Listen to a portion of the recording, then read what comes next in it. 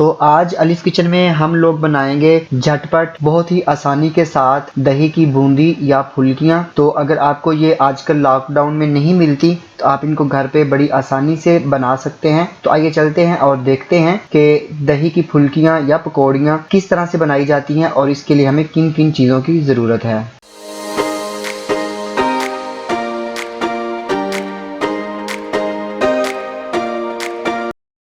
बिस्मिल्लाहिर्रहमानिर्रहीम। अस्सलाम वालेकुम। मैं हूं वलीद रज़ा और आपको वेलकम करता हूं अपने यूट्यूब चैनल अलीफ किचन में और उम्मीद करता हूं कि आप तमाम लोग बिल्कुल ठीक ठाक होंगे।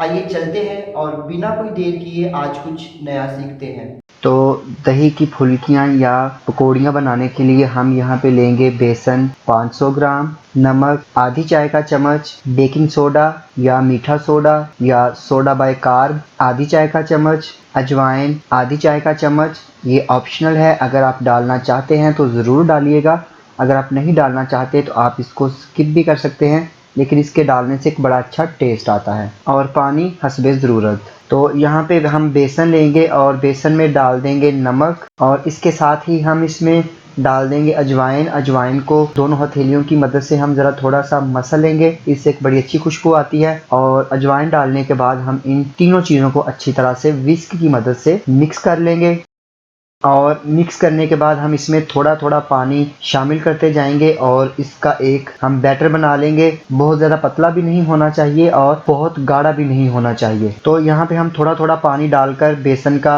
बैटर बना रहे हैं। तो जब तक बैटर बनता है आपको बताए देते हैं कि अगर आपने अभी तक हमारा YouTube channel Alif kitchen subscribe नहीं किया तो इसे ज़रूर सब्सक्राइब कीजिए और बेल आइकन को प्रेस करना मत भूलिएगा, ताकि हमारी भी लेटेस्ट रेसिपीज़ हैं वो जल्द से जल्द आप तक पहुँच सके।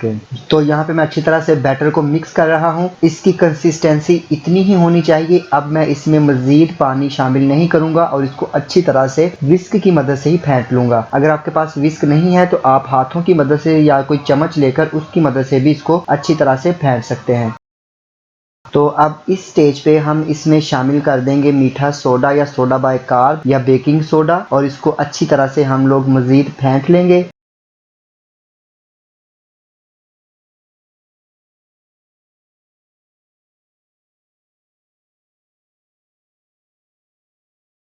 यहाँ पे अच्छी तरह से हमने इस बैटर को फेंट लिया। अब हम इसे 15 मिनट के लिए छोड़ देंगे और फिर इनको फ्राई करेंगे और आपको बताएंगे किस तरह से हम इसकी पकौड़ियाँ बनाएंगे। तो फिर मिलते हैं हम आपसे 15 मिनट के बाद।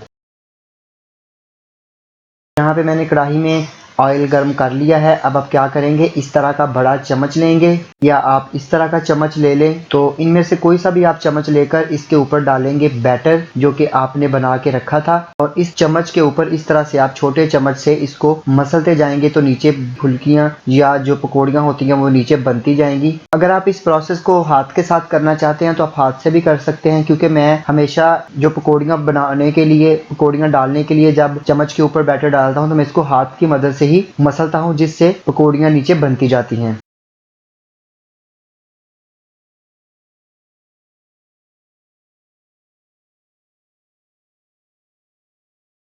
तो अगर ये पकौड़ियाँ आपस में जुड़ भी जाती हैं तो अपनी टेंशन नहीं लेनी। इस चम्मच की मदद से हल्के हाथ से जब आप इनको हिलाएंगे तो वो सारी सेपरेट हो जाएंगी। तो अब यहाँ पे हम इनको फ्राई होने देते हैं और जब ये गोल्डन ब्राउन हो जाएंगी तो हम इनको निकाल लेंगे। तो फिर मिलते हैं हम आपसे थोड़ी देर के बाद। तो यहाँ पे पकौड़ियों को फ्राई होते हुए 4 से 5 मिनट हो चुके थे। तो ये देखें, ये इनका लाइट ब्राउन सा कलर आ चुका है। अब हम इनको निकाल लेंगे।